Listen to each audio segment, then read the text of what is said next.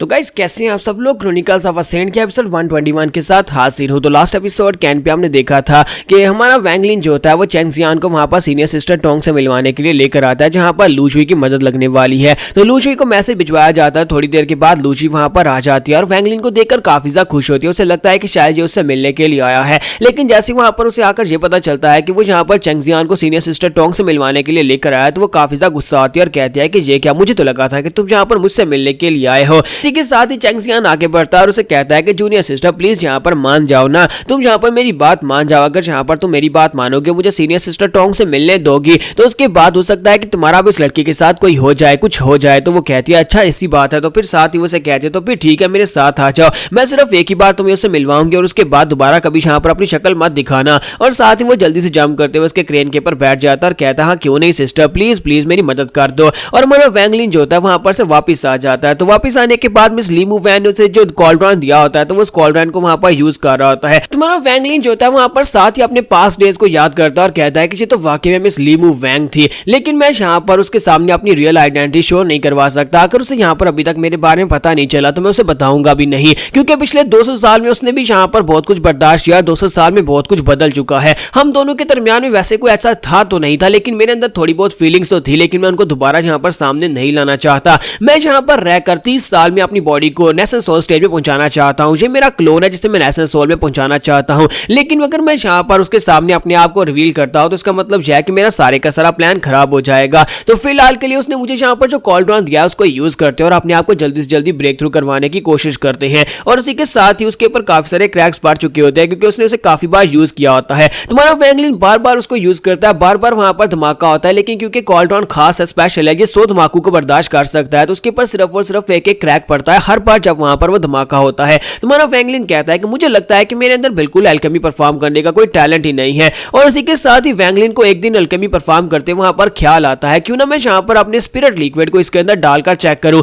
और इसी के साथ ही उसका हीवन डिफाइंग बीड को वो पानी के अंदर डुबोता है और उसके साथ जो स्पेशल लिक्विड बनाता है उसको वो पिल के अंदर डाल देता है। जब उसे पिल के अंदर डालता है तो वो बड़ी आसानी के साथ फायर को कंट्रोल कर पाता है और उसकी पिल बन जाती है। और वैंग लिन बहुत ज्यादा खुश हो जाता है और कहता है कि ये क्या, इस बार कॉल्ड्रॉन नहीं फटा और मैंने यहाँ पर बहुत सारी पिल्स भी बना ली हैं। वैंग लिन कहता है कि पिछले कुछ महीनों से यहाँ पर स्काई क्लाउड सेक्टर में रहकर मैंने यहाँ पर अपने आप को की कंडेंसेशन के 15th लेयर के ऊपर पहुंचा लिया और बहुत ही जल्दी मुझे यहाँ पर फाउंडेशन बिल्डिंग स्टार्ट करनी होगी, लेकिन फाउंडेशन बिल्डिंग के लिए मुझे यहाँ पर पिल की जरूरत पड़ेगी। और इसी के साथ ही वो कहता है कि लास्ट टाइम यहाँ पर मास्टर C29 ने मुझे बताया था कि फाउंडेशन बिल्डिंग के दो तरीके होते हैं, एक ये तो हमें यहाँ पर फाउंडेशन बिल्डिंग के लिए स्पेशल पिल चाहिए होती है और दूसरा ये कि हम लोग किसी दूसरे की फाउंडेशन को चोरी कर सकते हैं। और लास्ट टाइम मैंने यहाँ पर टैंग हुआ के पास से उसकी फाउंडेशन को चोरी किया था, जिसकी वजह से मेरी पूरी की पूरी फैमिली डिस्ट्रॉय होगी। टैंग हुआ जान ने मेरी पूरी की पूरी फैमिली को मार डाला और इस बार मैं वैसी गलती बिल्कुल भी नहीं करूंगा। मुझे यहाँ पर किसी पिल का सहारा लेना पड़ेगा, क्योंकि मैं इस वक्त एक एल्केमी सेक्टर के अंदर हूं। इसी वजह से मैं यहाँ पर एक फाउंडेशन एस्टेब्लिशमेंट वाली कोई पिल बनाऊंगा जिससे मैं अपनी फाउंडेशन बना सकूं। साथ ही वो कहता है लेकिन फाउंडेशन बनाने वाली जो पिल्स होती हैं वो रैंक 1 की पिल्स होती है और वो सारी की सारी हम जैसे जूनियर डिसाइपल्स के पास उनकी रेसिपीज नहीं होती। उसके लिए मुझे यहाँ पर एक स्पेशल रेसिपी चाहिए होगी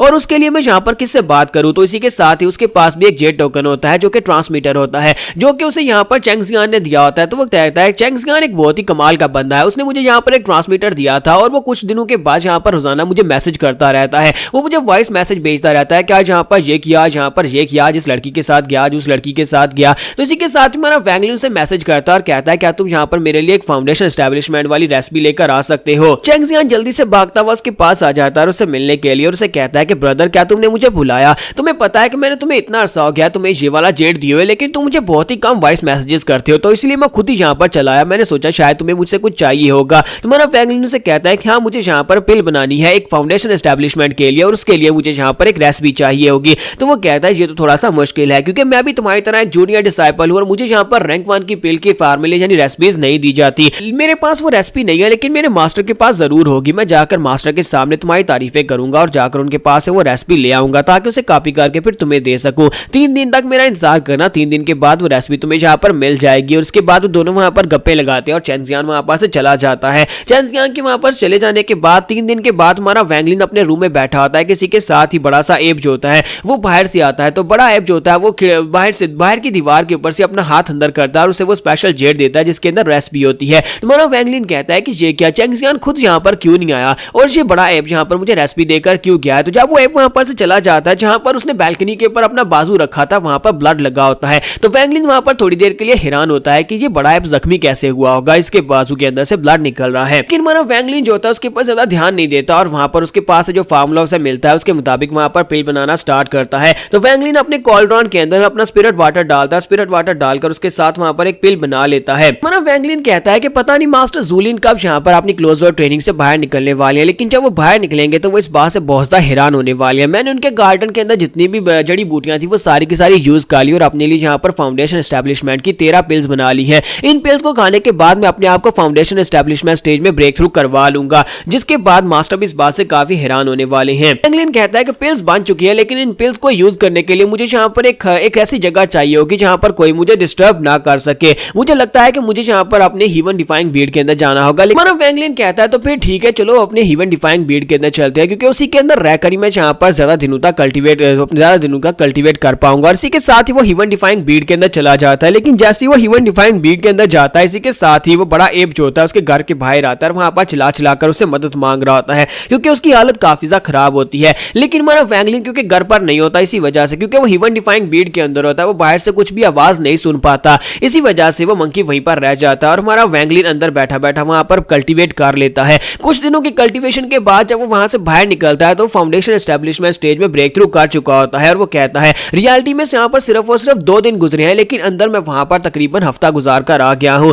लेकिन मैंने यहाँ पर कम से कम सक्सेसफुली ब्रेक थ्रू कर लिया है। जैसे ही वहां पर बाहर निकलता है, इसी के साथ उसे वहां पर ब्लड की स्मेल आती है, तो वो कहता है ये ब्लड की स्मेल कहां से आ रही है, और वो बाहर जाता है। जैसे ही वो बाहर जाता है, उसकी दीवार के साथ वो बड़ा मंकी जो होता है वहां पर मरा पड़ा होता है, उसकी डेड बॉडी वहां पर पड़ी होती है। वैंगलिन कहता है कि इसे देखकर लगता है कि इसे मरे हुए यहाँ पर 2 दिन हो चुके हैं, लेकिन इस बड़े मंकी के साथ क्या हुआ होगा, किसने इसको मारा होगा। ऐसे लगता है जैसे इसकी कोर को किसी ने बहुत ही बुरी तरह से डिस्ट्रॉय किया है। इसे देखकर लगता है कि यहाँ पर मुझसे मदद मांगने के लिए आया होगा। 2 दिन पहले जब मैं हीवन डिफाइंग बीड के अंदर गया होगा तो उसी वक्त यहाँ पर आया होगा और इसने आकर मुझसे मदद मांगी होगी, लेकिन अफसोस कि मैं यहाँ पर इसकी बात नहीं सुन पाया और जो बेचारा यहीं पर मर गया होगा। अगर ये यहाँ पर है तो फिर चेंजियान कहाँ पर है। हो सकता है फिर ऐसा भी हो सकता है कि चेंजियान ने स्पिरिट एप के साथ कुछ बुरा किया हो, लेकिन चेंजियान स्पिरिट एप के साथ बुरा कैसे कर सकता है, क्योंकि इन दोनों को देखकर तो लगता था कि ये तीनों आपस में दोस्त हैं। यानी ये स्पिरिट एप्स जो थे वो उसके साथ काफी अच्छे से बिहेव करते थे, हालांकि काफी गुस्सा होते थे, लेकिन फिर भी वो उसके दोस्त ही लगते थे। मुझे लगता है कि जहां पर स्पिरिट एप्स के साथ किसी और ने बुरा किया है, तो अगर किसी और ने एप्स के साथ बुरा किया है तो उसका मतलब यह है कि उसने यहाँ पर चेंजियान के साथ भी बुरा किया होगा। मुझे जल्दी से जल्दी चेंजियान के पास जाना होगा, जाकर चेक करना होगा कि उस बेचारे के साथ क्या हुआ है, क्योंकि वो मेरा दोस्त है और उसने मेरे साथ काफी अच्छा बर्ताव किया, तो मैं भी यहाँ पर उसके साथ अच्छा करूंगा। वैंगलिन कहता है लेकिन मैं यहाँ पर क्या ही कर पाऊंगा, मेरे पास यहाँ पर मेरी मेन बॉडी नहीं है जिसकी मदद से मैं यहाँ पर नेशनल सोल स्टेज के कल्टीवेटर्स को भी ब्लॉक कर सकूं।